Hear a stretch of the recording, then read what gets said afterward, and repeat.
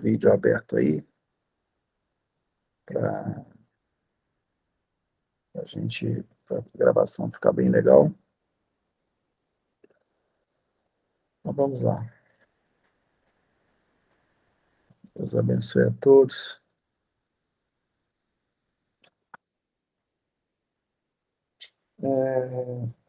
Eu queria falar brevemente um pouco da história da pregação até chegar no, no seu chat, né?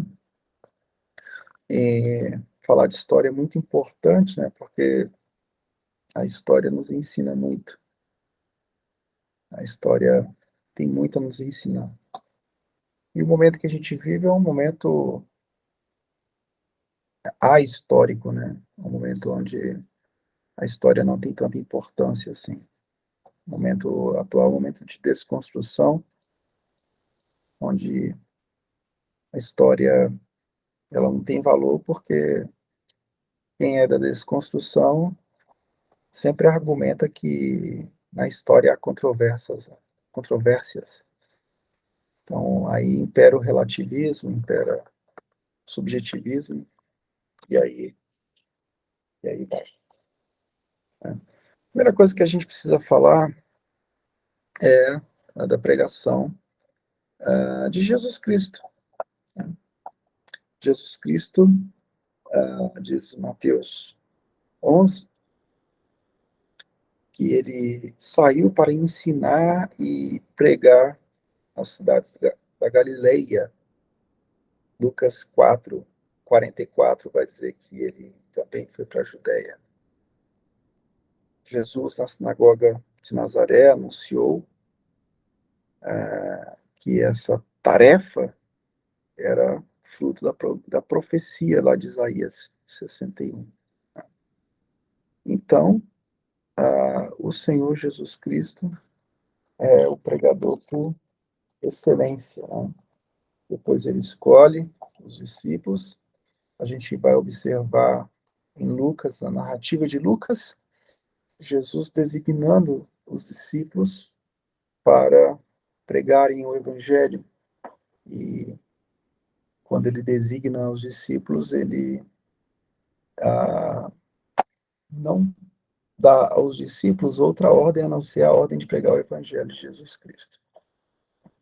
A gente vai ver o desenvolvimento da igreja através da pregação do evangelho, a pregação de Pedro, lá em Atos, né?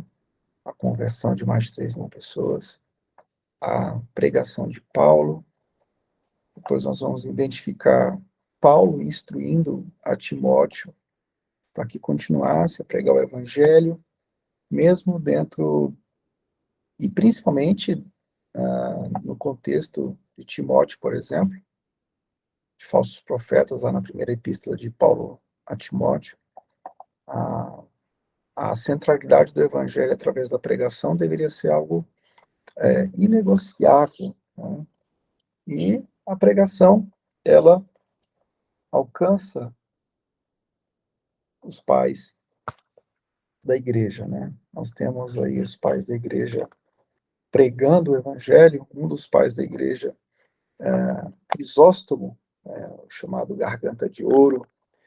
Esse Crisóstomo, ele foi considerado um dos maiores oradores de púlpito da igreja grega, né?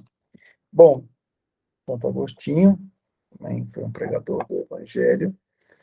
Quando a gente olha para a história nos séculos 11 e 12, nós vamos identificar os frades dominicanos, né? Depois nós vamos identificar a pregação chegando em John Wycliffe, em Oxford.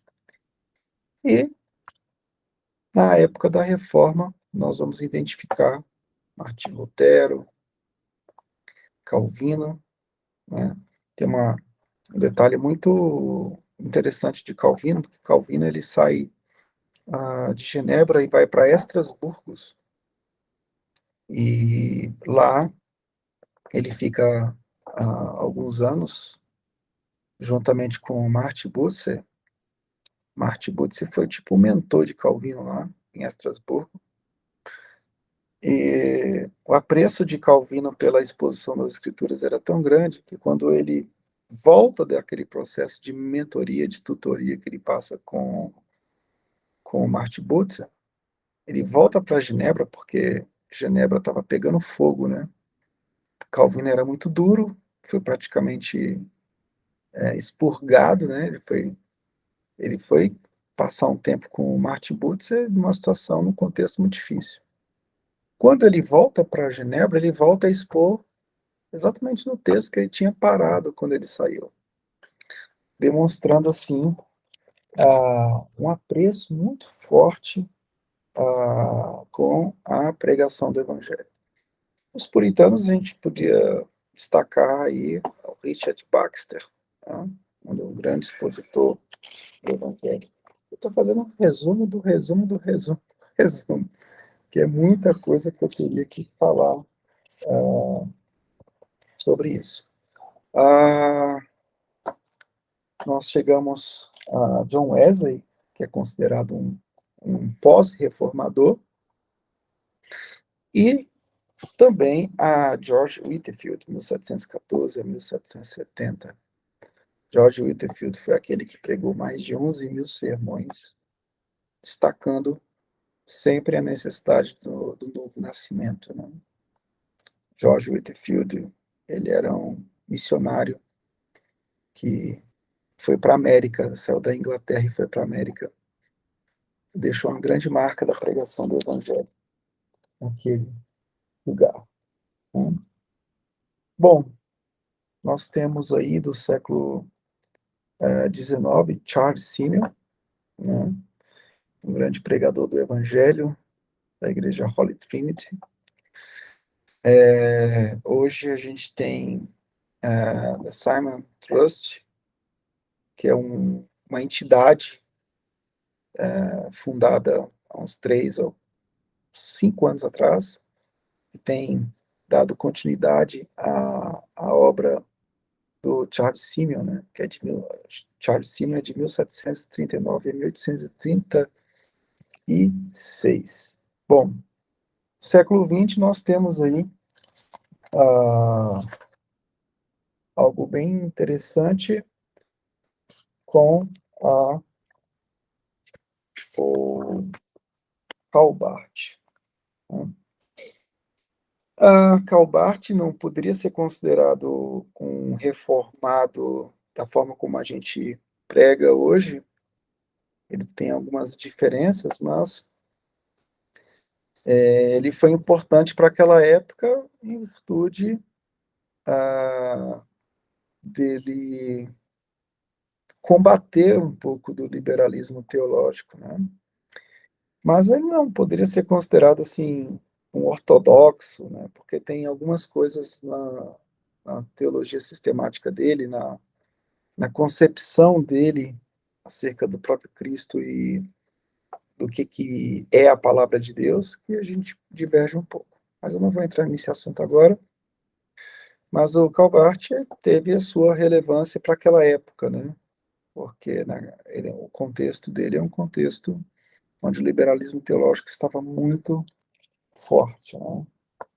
Enfim, século XXI, nós estamos no século XXI, e no Brasil, sendo bem sucinto, no Brasil a gente tem aí as contribuições de vários teólogos, né? Mas o Russell Shedd, na minha opinião, foi a maior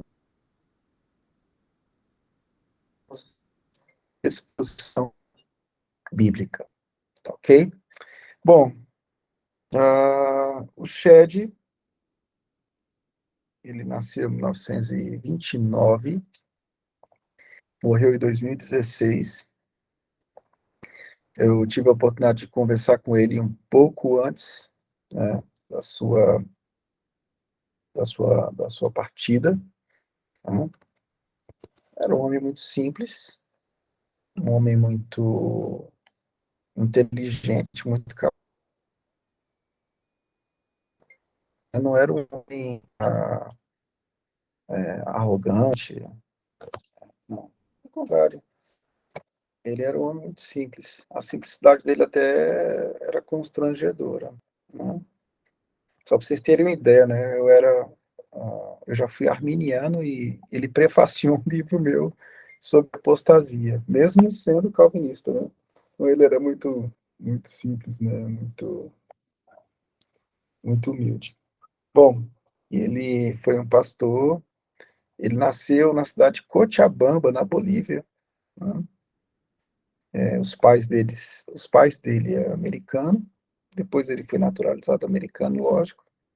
Mas ele nasceu em Cochabamba, na Bolívia, uma cidade que eu fiz missão 2009, 2010, 2011. Plantamos uma igreja lá em Cochabamba, na Bolívia. E o pai dele era missionário lá em Cochabamba, né?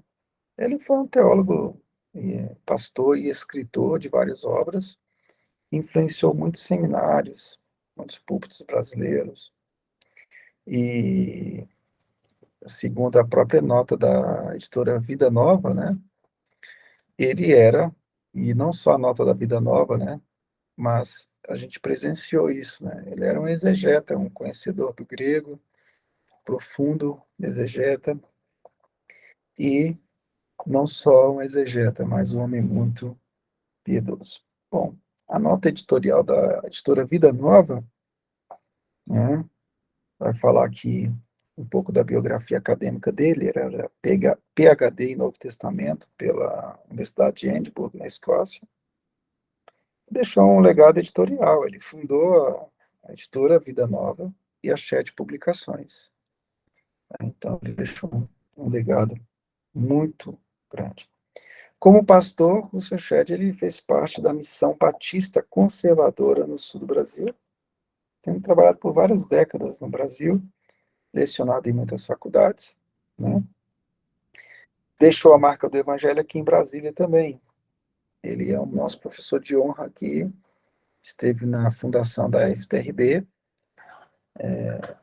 nos ajudou nesse processo de fundação da FTRB, né? Em 2012 esteve conosco várias vezes, ministrou palestras para alunos e convidados de fora, né? E, de fato, ele é um homem apaixonado pela pregação expositiva. Deixou um legado. Depois a FTRB, em 2018, fundou o Centro de Pós-Graduação Russell Shedd, com pós-graduação Lato Sensu e mestrado livre. E a linha de pesquisa principal é a pregação expositiva. Tá ok? Bom, eu queria deixar com vocês agora, para vocês falarem um pouco das impressões que vocês tiveram da leitura do primeiro capítulo. E a gente faz aqui uma discussão sobre isso. Vamos lá?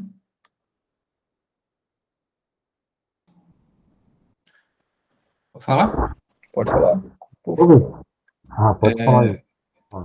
Então, esse primeiro capítulo, eu cheguei a destacar alguns trechos que eu achei bastante relevantes, mas assim, o que me tocou bastante foi ele mencionar tanto a realidade do nosso país hoje. Ele trouxe esse problema que o brasileiro tem na leitura, né, e isso impacta, né, o estudo da Bíblia, e também o aspecto de tornar a pregação do evangelho relevante, né? Então, ele coloca, né, que não basta somente o exercício mental, né, na preparação, em buscar recursos para fazer, né, o esboço da pregação, mas que a vida do pregador tem que estar também em sintonia com o que ele está pregando, né? Ele não pode simplesmente se preocupar nesse aspecto do conhecimento em si e deixar a vida dele de lado.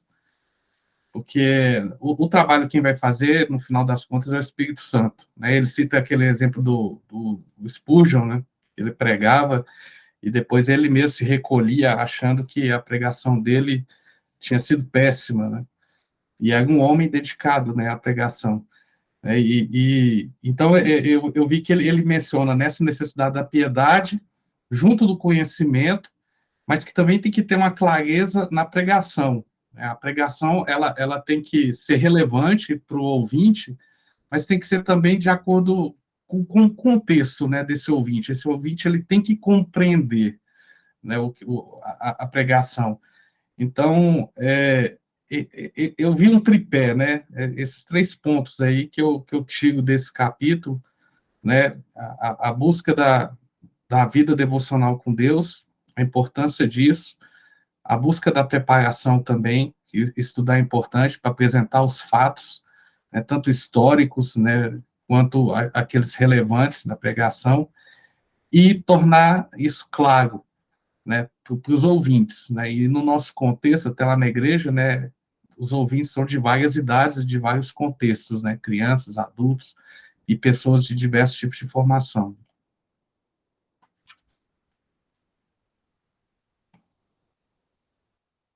É isso.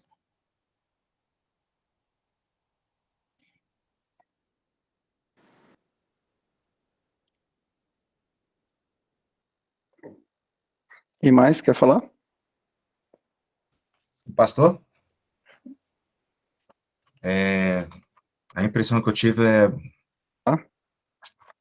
Tá ouvindo? Dá para ouvir? Sim. A impressão que eu tive foi bastante relevante na questão da autoridade bíblica, né? Que ele fala bastante sobre isso, e ela envolve bastante coisa em relação à liderança, certo? Porque ele coloca os problemas aqui, que não o Aramis falou, que a liderança afirma a veracidade da Bíblia, mas falha na integrar a vida dos ouvintes, né? Entregar a palavra, e a liderança está mais preocupada com os negócios da igreja do que a transformação espiritual do povo.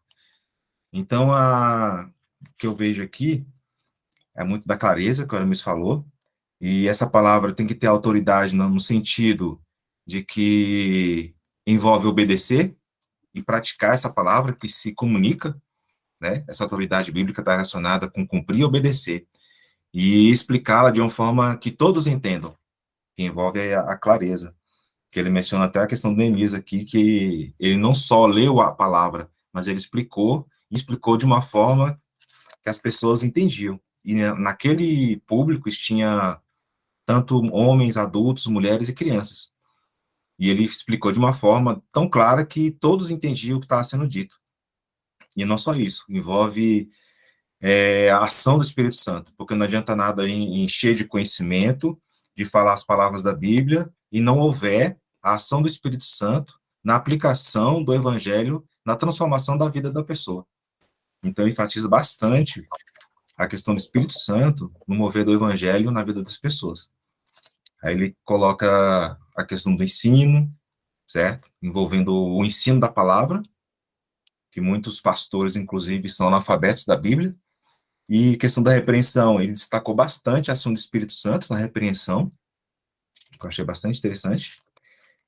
E depois a correção, que envolve realmente o resultado do evangelho aplicado pelo Espírito Santo, que é a correção e o retorno do perdido à palavra e à vida prática da palavra, a transformação da renovação da mente e do comportamento.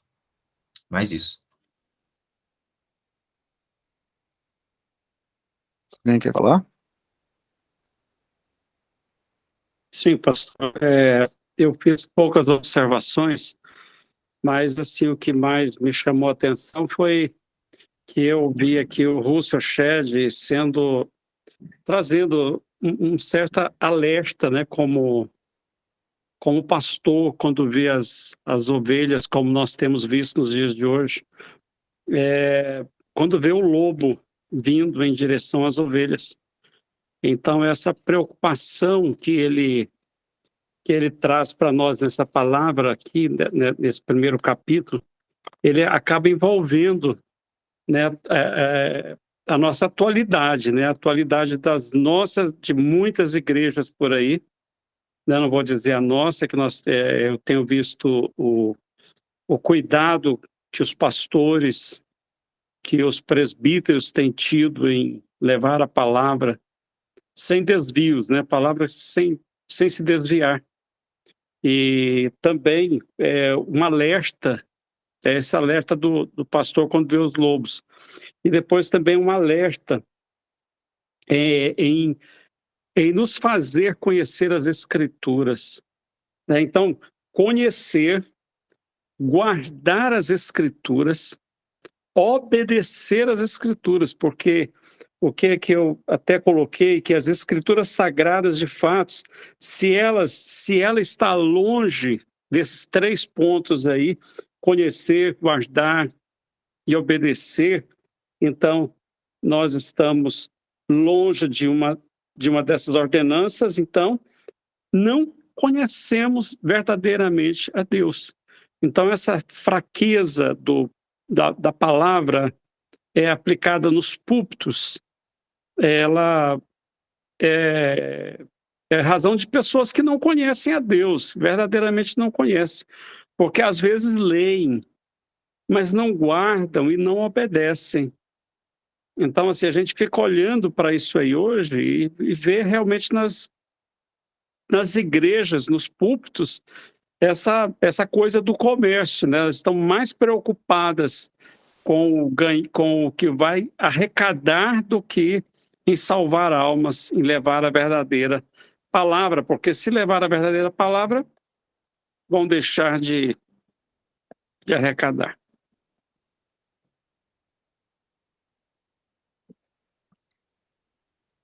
Mais alguém? O ponto que mais me chamou a atenção, inclusive já foi até citado pelo Fabrício, é acerca da autoridade das Escrituras. Hoje nós vivemos um conflito, né, em quem está com a verdade, quem é o detentor da verdade. E isso influencia bastante nas igrejas, né? Por isso que a gente vê tantos sermões fracos, não bíblicos, e vemos muitos sermões aí que o intérprete aí, ele impõe aquilo que ele quer sobre o texto, né? Então, a questão de autoridade, de considerarmos a Bíblia e como palavra de Deus, né? E como autoridade sobre as nossas vidas. Então, a partir do momento que a gente considera a Bíblia como palavra de Deus, inspirada plenamente, nós pregamos ela e entregamos a Deus todo o poder de transformar e de libertar o homem. Então, por essa falta de compreensão de que a Bíblia é autoridade, muitos têm pregado e pensado que podem transformar o coração do homem, podem mudar o coração do homem a partir de filosofias, de ideologias humanas. Então, o que me chamou a atenção foi isso, acerca desse conflito de autoridade e quem é o detentor da verdade. E nós, né, a partir do slogan aí da Reforma Protestante, Sola Escritura, nós consideramos a Bíblia como palavra de Deus, como nosso manual de fé e prática, e, portanto, autoridade sobre as nossas vidas. Ok. Rodrigo? Gente, bom, eu acho que todos os pontos aqui de sua importância, né? Ele defende aqui a inerrância bíblica de maneira impecável, né? Falando também que não é somente o decorar, né? Expressar como um papagaio, né, isso que eu achei muito profundo. E também me fez lembrar de alguns acontecimentos recentes, né? Confesso para os irmãos que eu estava lendo desde o prefácio até o finalzinho aqui da conclusão, né? Degustando mesmo e conseguindo deslumbrar daquilo que está acontecendo nos nossos dias atuais, né? Como o Kleber Lucas, né, nesses dias atuais aí, junto com outros cantores gospels, né, tem se posicionado de uma maneira relativista, né, e tentando trazer a inclusão. E o pastor falou muito bem disso também hoje na reunião da oração, né, e como a falta da firmeza dessa doutrina, né, da inerrância, entender que a A Bíblia, ela não é de interpretação particular, ela não foi sentimentalizada por um homem, mas sim inspirada por Deus, né? E aí ele utiliza ali o tripé, né? Aquilo que Paulo já tinha dito a Timóteo, né? Que toda a escritura, né, ela é divinamente inspirada por Deus e ela é útil para o ensino, para a repreensão, para a correção.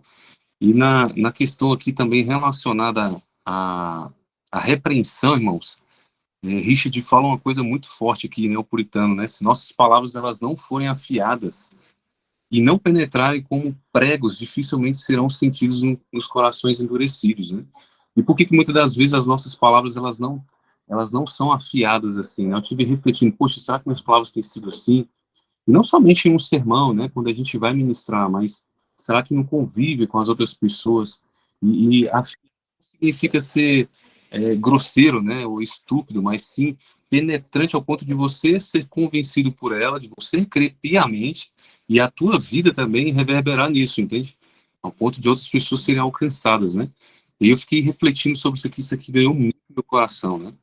E outra coisa que eu achei muito importante também aqui foi quando o famoso pastor que ele chegou a mencionar, né, que de manhã ele ficou envolvido preparando a mente, mais a mente do que o coração, né? E isso tem sido um erro não somente dele, né, mas muitas das vezes o nosso, né? Eu falo por mim porque quase toda semana eu preparo uma mensagem para levar lá no trabalho, né? E às vezes a gente está tão preocupado ali com a mente, né, mas não está preocupado em degustar ali da palavra, em esmiuçar, em se aprofundar e buscar de fato um relacionamento com Deus, né? Isso chamou muito a minha atenção, né? Enfim, irmãos, acredito que esse livro aqui, ele é bem sucinto no que tange aqui a relevância da palavra, né, e a autenticidade dela, né? Uhum. Acabei lendo outras coisas aqui também, aqui, dá vontade de começar e já findar, né? O bichinho é fininho aqui, mas a gente vai se ater somente a esse capítulo hoje, né, pastor? Isso. Muito bem. Ah, vocês trouxeram boas considerações. Eu vou enviar para vocês aí um resumo da história da pregação. Tem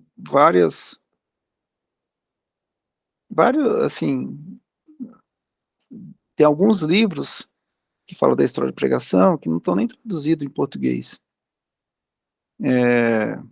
Mas o John Stott tem um apêndice no livro O Desafio da Pregação, que tem um resumo muito interessante da história da pregação. Eu vou escanear e vou mandar para vocês, tá? Vocês dão uma papirada também sobre um pouco da história da pregação. Ele vai até o século XX, tem outras histórias da pregação bem mais completas do que a dele, mas eu acho que a dele ficou bem condensada, ficou interessante, tá? Pastor, Bom, só oi. eu tinha anotado aqui, acabou passando, né? Acho que uma vez a gente estava conversando, tu perguntou por que eu tinha saído do ministério, né? E uma Uhum. das coisas que estavam enfatizando, principalmente no curso, né, no Querigma, era sobre que a Bíblia, ela não seria a palavra de Deus, mas que ela Uhum. é a palavra de Deus, mas ela tem a palavra de Deus. Esse princípio, e eles inclusive utilizam, né, de uma maneira bem articulada e parece Uhum. ser convincente. No entanto, quando você vai ver a base desse pessoal e o porquê que eles já estão pensando assim, por detrás de todo esse relativismo, existe um pecado, né, algo que a Bíblia o confronta de uma maneira veemente, que ao invés deles abandonarem essas práticas e se voltarem à veracidade da Escritura, né, a inerrância dela, eles acham melhor criarem jurisprudências ali para justificar seus pecados, né? Então, eu acho que isso aqui vale a pena ressaltar, sabe, pastor? Porque muitos estão dizendo essa teologia liberal aí, né, essa galera aí, Vitor Azevedo também, né, eu acho que isso aqui vale a pena ressaltar. Uhum. Sim, a crença do Shed também, que ele passou para vários seminários, é uma crença bem sólida na autoridade. A Bíblia não contém, ela é a palavra de Deus. O Calbart que tinha essa concepção, né? Calbart foi importante na época dele, porque ele combateu um tipo de liberalismo teológico muito pesado.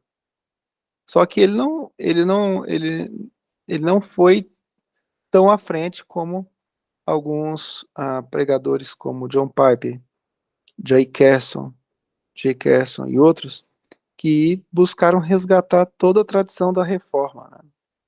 Mas para a época de Calbart, século XX, ele ajudou em alguma forma, né? Agora, a gente tem hoje, naquela época é o que tinha.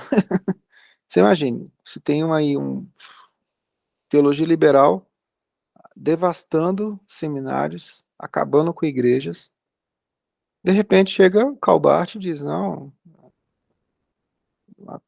vamos trabalhar a palavra de Deus, vamos voltar de alguma forma para a simplicidade do evangelho, né? É o que tinha na época, né? Naquela época não existia, naquela época do Calbart não tinha o que a gente tem hoje. Ele era o que tinha influência na época. Então, mas eu não concordo com tudo com o que ele disse. Mas para aquela época lá, ele resgatou algumas coisas que foram importantes. É tanto que se você pegar alguns teólogos da atualidade, os mais ortodoxos, reformados, eles não vão beber lá em Calbart, mas eles não vão ignorar a contribuição que o Calbart teve para aquela época, porque ah, ele não poderia ser encaixado numa categoria como outros que estavam negando a própria ressurreição de Cristo, né? Agora, hoje a gente tem uma influência maior de pregadores, né? Por exemplo, J. Carson, né? J. Carson já faz parte dessa leva do século XX para o XXI, que tem uma definição muito forte, né, da autoridade bíblica. A Bíblia não contém, ela é a palavra de Deus, né? O próprio Shed no Brasil também defendia a autoridade máxima das Escrituras, todo o cânon sagrado como autoridade para as nossas vidas, né? Não só a autoridade, mas a inspiração, a inerrância, né? E aí vai, ok? E, pastor, só outro adendo aqui, Hum, é, eles utilizam também, né, essas prerrogativas, né, que toda forma de amor vale, né, como o uhum, Caio fica a mencionar, né, e soa muito bonito, que Jesus é a chave de uhum, Jesus, ele é o somebody love, né, é paz, amor, e como se ele não tivesse uma ira, né, e uma ira divina que ele entrega, uhum, né. Então, essa teologia, ela, ela, ela vai reverberando em outras escalas, né, aí vem a teologia uhum, muito, muito forte agora do coach, né, essa uhum, teologia de tirar a veracidade da palavra, e, de certo modo, eles tiram, e muito, né, e colocando o homem também, né. Então, essa fala do Caio Fábio, ela parece ser muito bonita, né, parece se encaixar em todo o contexto, mas ela também, ela bebe nessas águas aí, né. é, com certeza. Mais alguma consideração, irmãos?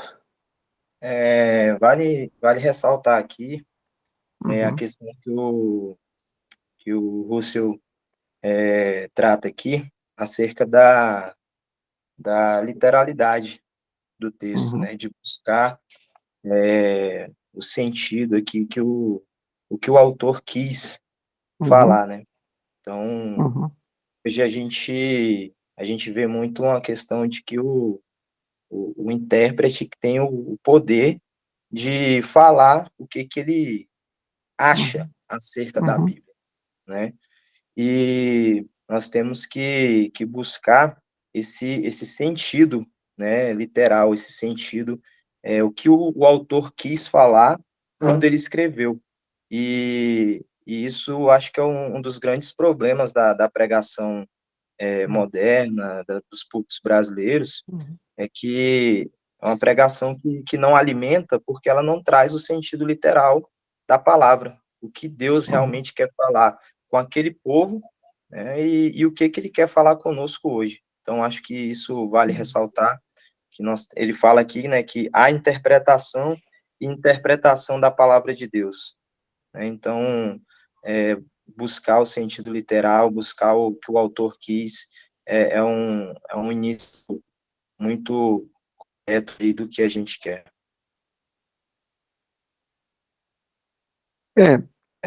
Isso aí é uma herança reformada, né? Porque na reforma protestante, ou seja, a hermenêutica reformada, ela trabalha exatamente sobre isso.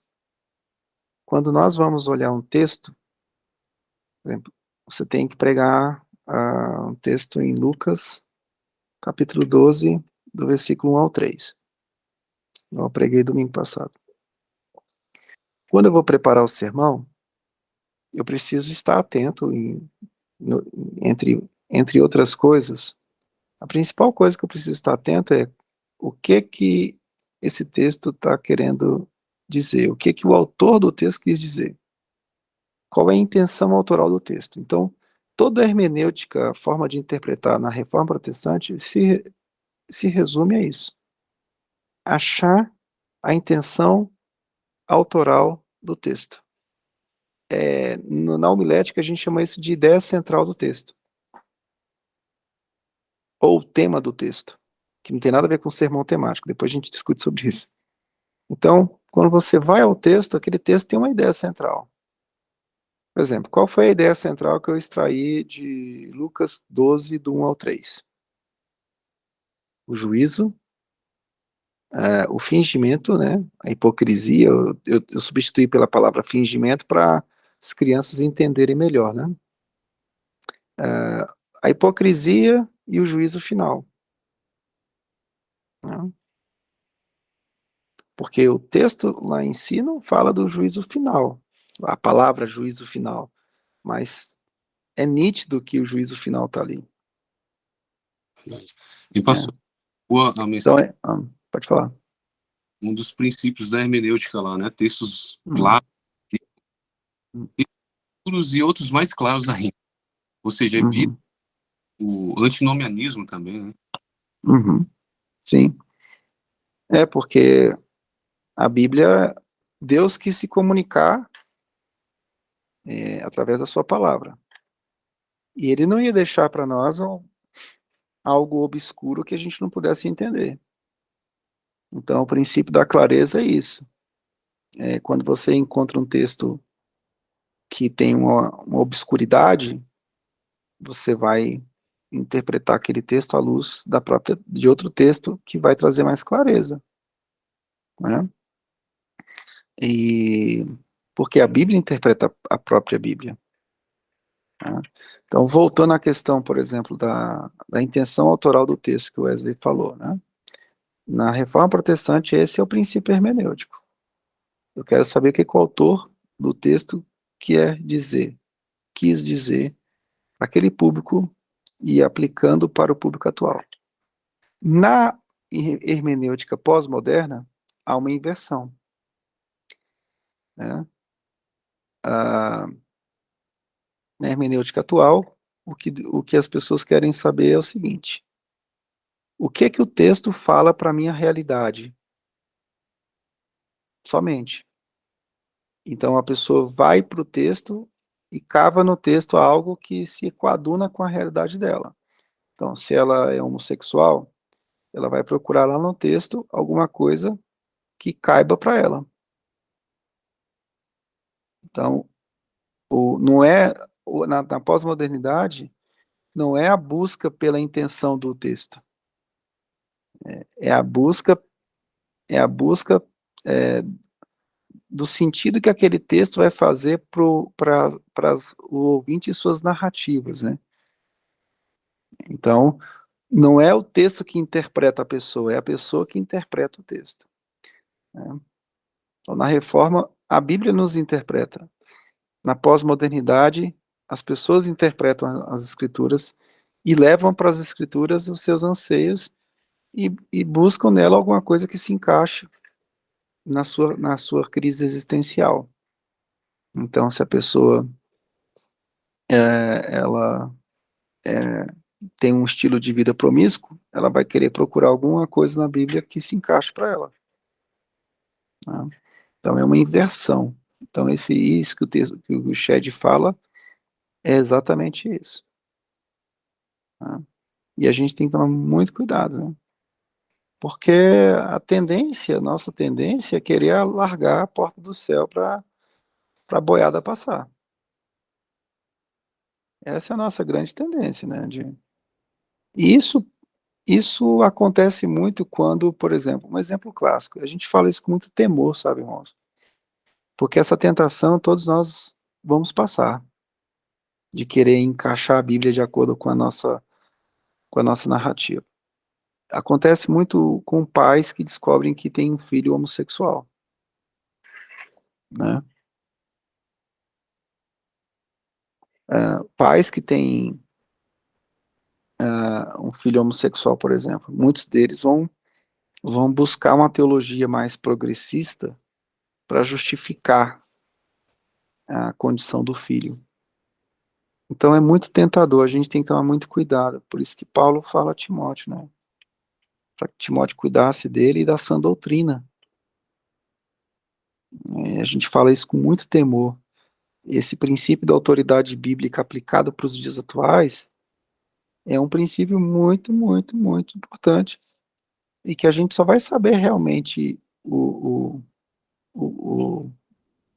a força que isso tem quando acontecer alguma coisa que nos toque. Você pode observar, quando a pessoa, por exemplo, vem de uma situação de adultério, né? A situação de adultério. A pessoa vai procurar algum tipo de teologia que, que ela fique mais confortável diante dessa situação. Diante dessa situação. Então, as nossas mazelas, as nossas crises, elas têm o poder de fazer com que a gente busque uma teologia que se molde a nós. Então, a gente tem que ter muito temor, muito zelo, e falar isso com humildade também, sabe? Acho que a boa teologia ortodoxa, ela precisa ser defendida com muita humildade também.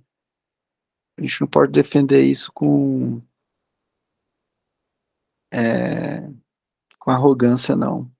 Porque essas tentações todos nós vamos viver. São as tentações dos desigrejados, né? Então, você vê o Caio Fábio, por exemplo, né? O Caio Fábio, ele arrasta pessoas que têm o mesmo histórico que o dele, ou que têm coisas parecidas. E ali eles ficam se lambendo, né? Então não é porque essas pessoas querem, né? E muitas dessas pessoas encontraram, às vezes, um confronto em amor, às vezes por questões, a igreja até despreparada para lidar com isso, e ela vai achar nesses gurus aí algo que acalenta mais a alma, né? Então, isso que o Shed fala de buscar a intenção autoral do texto, isso é muito, muito, muito, muito melindroso, né? Basta um filho, e aí quando basta um filho nosso apresentar algum problema para a gente ser tentado a largar a autoridade do texto. Basta uma situação de promiscuidade não resolvida, não tratada, não abandonada, para a gente começar a procurar alguma teologia que se encaixe, se molde a nós, né?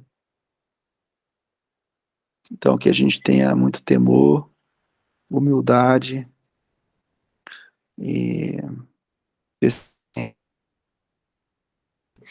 para seguir isso aí. Não brinquemos. E um exemplo clássico também, quando a gente trata, por exemplo, de disciplina bíblica na igreja. Muitas famílias que têm seus membros disciplinados no contexto da igreja local, elas, elas, elas são tendenciosas a procurarem teologias mais afáveis também. Porque difícil coisa é uma família aceitar a disciplina de um dos seus membros, porque eles sempre vão tomar as dores, né? Então, meu irmão, é só vivendo uma situação para a gente entender o valor da autoridade bíblica, da intenção autoral do texto para nós. De fato, enquanto a gente fica no discurso, pá, a ortodoxia é fácil de ser defendida no discurso, na questão, né, na academia, nos debates, numa reflexão. Agora, Paulo bate em Timóteo e diz, olha, cuida de ti mesmo, cuida da sã doutrina. Porque ele sabia que essa parada ia ser cobrada dele na prática de uma forma avassaladora.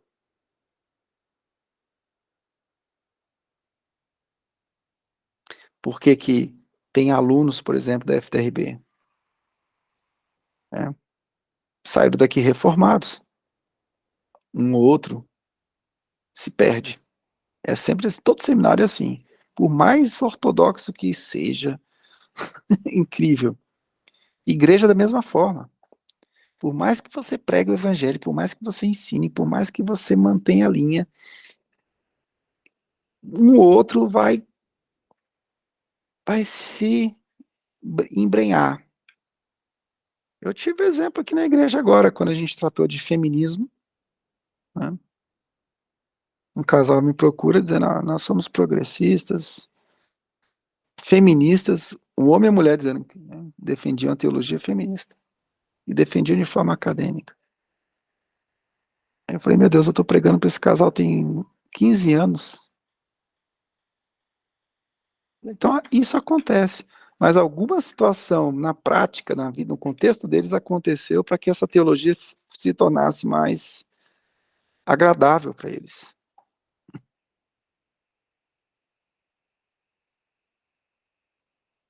Isso não é assim, a pessoa não, ela não adere a isso por uma questão de, eu gostei, não. Acontece alguma coisa. Desejo de acrescentar a palavra, né? Os sentimentos caídos, Uhum. a idolatria do ego, né? Meu Deus. É. E vigiemos. É, Nós todos vigiemos. com certeza. Isso é preocupante. O Caio Fábio, ele enchia Águas de Lindóia com palestras conservadoras. Não passou as mensagens dele do passado. Uhum. Caramba, quando a gente escuta, né? Eu nem era convertido, nem era vivo ainda. Eu tava ouvindo esses dias, eu acabei ouvindo uma, né? Tava falando sobre o Espírito Santo. Eu falei, caramba, esse cara não é o mesmo, esse cara tinha nascido de novo, agora esse aqui morreu. Uhum. A discrepância é muito grande, né? Drástico, né? Uhum. Serve para a gente avaliar o nosso, né? O nosso coração, como de fato aquilo, né? Que Paulo fala, cuida-te para que tu não caia, né? Quem tá de pé aí e às vezes a queda não é a queda às vezes não é progressiva, né? A queda às vezes não é de uma vez, né? Ela também é progressiva, ela vai aos poucos, né? Uhum. Porque os nossos pecados, eles causam confusão na nossa alma. Acho que O pecado gera confusão. os pastores, os líderes, eles são muito tentados, né, com relação à cobiça, à ganância de pastorearem grandes rebanhos, né, grandes igrejas. Então, ele é tentado a deixar essa teologia ortodoxa, bíblica, uma teologia mais liberal, porque às vezes ele está sendo bíblico, e o outro pastor ali da frente, ele está utilizando o pragmatismo ali, a igreja está enchendo, está crescendo, e num olhar humano, carnal, essa igreja está indo de vento em polpa, né? Então, acho que os pastores, os líderes são bem tentados com relação a isso aí.